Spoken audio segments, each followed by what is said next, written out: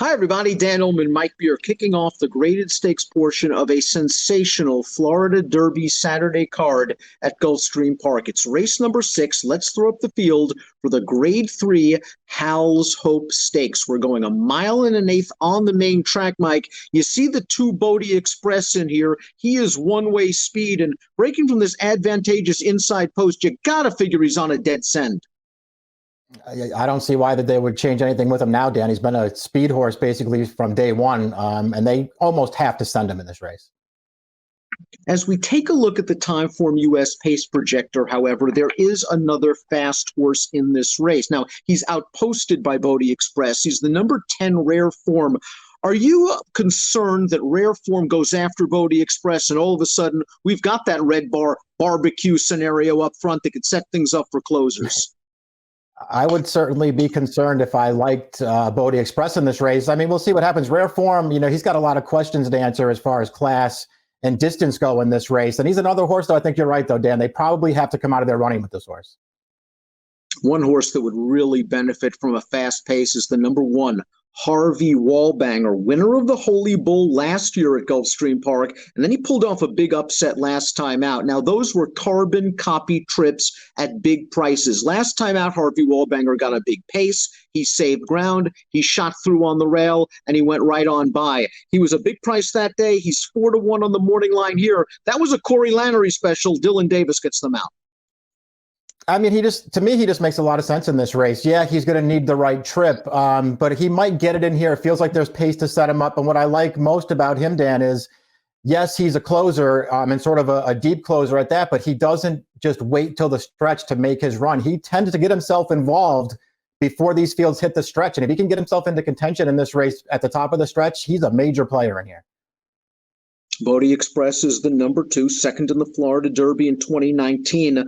This is a horse that got caught up in a pace battle last time out in the Gulfstream Park Mile, gave way readily. He's likely to make the lead. He is a bit of a problem child in the post parade behind the gate.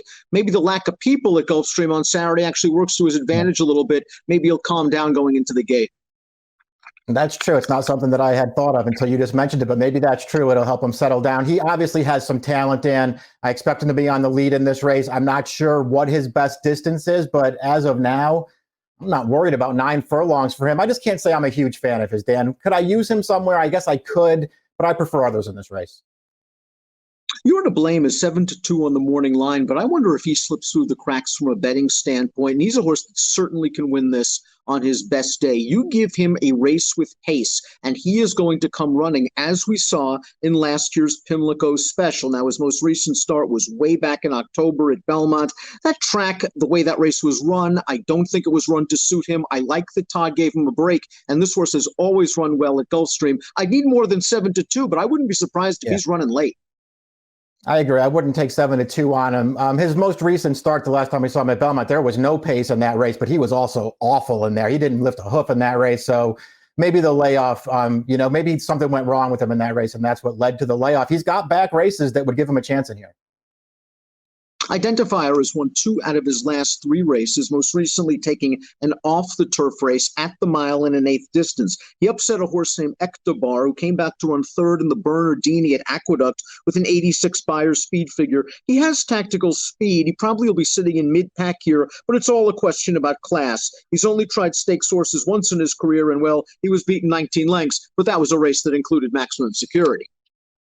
Right, in too tough that day, probably in too tough in this race as well. Did win over this track and distance last time, but that was a much easier spot. Mike, have you given up on Just Whistle? I know you're a fan of this horse, and in watching his most recent race, his first start since a July layoff, I don't know, he sort of saved ground. He was in behind horses on the far turn, I thought, at a key juncture. While he was waiting for a seam, Harvey Wallbanger just shot right on through. And then Just Whistle, I think, felt the effects of the layoff in the last 16th of a mile. I don't love that the blinkers come on for Michael Matz, but if he has some pace to run at, I think 1 1/8 miles is going to be just fine for him. And now he has a race under his belt. I agree with the distance, and I agree that he can get a good trip in this race. And I don't want to say I totally given up on him, Dan, but he certainly hasn't turned out to be as good as I had once hoped he would. I do think he has some talent. I do think he could find himself in a good trip in this race.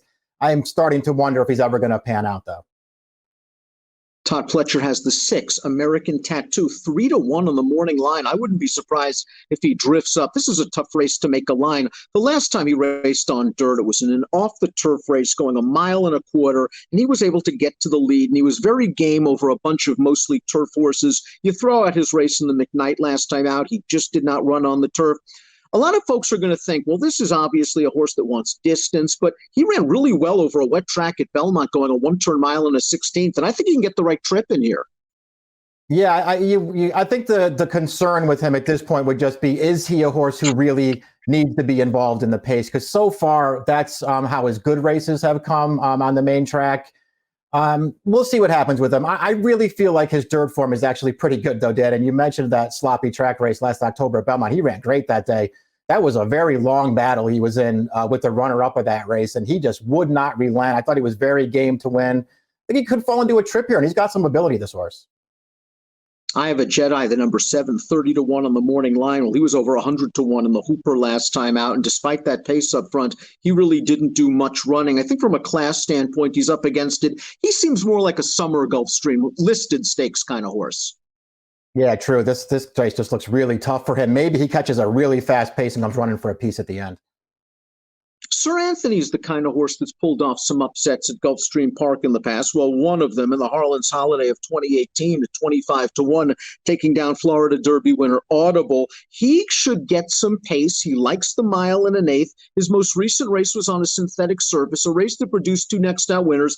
I think he's better on dirt. And two back, he ran 3rd in the Lucas Classic in a race against a couple of horses that would fit very well in here. Yeah, that's true. I mean, he was no factor in that Lucas Classic, but he was game to get 3rd. That's for sure in that race. Maybe just too far away early. He's got the 1 Grade 3 win from last summer with a 96 buyer over this distance. I don't love that race from him, Dan, but it was also the last time that he really caught a pace to run into, and he might catch another one here. He's a long shot who's not without a chance. Barclay Tagg looking to have a big day on Saturday. Of course, he has Tis the Law and the Curlin Florida Derby. Realm has been around for a while, and occasionally he runs a pretty good race. I thought he was a decent 3rd in the Brooklyn last year, then 4th in the Suburban when he was overmatched. He's been put in some tough spots in his career. My one issue with Realm is when you even drop him in class, however, he just fails to get the job done. He runs to the level of his competition. I think on his best day, he fits with these horses. Now, I agree with that. I mean, every time I see Realm, every time I see his name in the entries, I always try and talk myself into him because I'm a fan of his, and I know that he's tactical and the distance is no problem for him. There are things to like about him, Dan. It just seems like he never wins. Rare form. They took him off the pace 2 starts back in the Hooper, going a 1-turn mile, and it was a decent performance for a horse that in his career, for the most part, has been runaway speed. Now, they reverted to the speedy tactics in the Gulfstream Mile. He dueled with Bodie Express. Both horses paid the price. Again, from this outside post, I don't think Luis Saez has a choice. I think he's going to send Rare Form, hope to sit off Bodie Express, and hope nobody's coming. Right. I mean, I think that's almost kind of what they have to do is just try to get him involved early. He's got a lot to prove at this distance, Dan, and he's got a lot to prove against horses like this as well. Mike, can you make a case for Prompt to hit the board at a big price as he did last time out in the Grade 3 Challenger? I mean, this horse was coming into his own last spring at Belmont Park, and unfortunately for him, he had to go to the sidelines for a long time. He returned in a pretty good edition of the Grade 3 Challenger. That was a 2-horse race on paper. The 2 horses to beat ran 1-2. Prompt was a non-threatening 3rd, but I think it was a decent race considering the long layoff. He has a lousy outside post here, but if the pace is fast, maybe he can spice up these exotics. Yeah, that's exactly how I looked at him, Dan. I liked the progression he was making last year for Belmont. Once they finally realized he was a dirt horse, this is a good distance for him. He just got into a really tough spot last time. I'm using this horse somewhere. Fun race, wide open betting race. Let's take a look at our top selections in here. Mike, you like American Tattoo for Todd. He probably is going to be sitting in the second flight behind a solid pace, and his stamina should have him in the mix when they turn into the stretch. Yeah, I'm not worried about the distance with him. I'm slightly worried about the trip. Is he going to be able to sit comfortably? I think if he can do that, he makes a lot of sense in this race. I see him 3-1 on the morning line. That doesn't thrill me, Dan. I wouldn't take that price on him, but I think he's a contender in here. You're going to go 6, 1, 11, and 5. I want to give Just Whistle one chance with the blinkers going second off the layoff. I think he just got jammed up a little bit last time. Harvey Wallbanger had a better trip. He wouldn't have beaten Harvey Wallbanger anyway with a clean trip, but I think he might have been a little bit closer, and I think he benefits from the layoff. He'll be a good price in here and could get the setup. So 6, 1, 11, 5 for Mike. 5, 1, 9, 10 for me. It's the Grade 3 Hals Hope. It's the first graded stakes race on a super card at Gulfstream Park on Saturday, and it's an approximate off time of 2 o'clock Eastern. Good luck.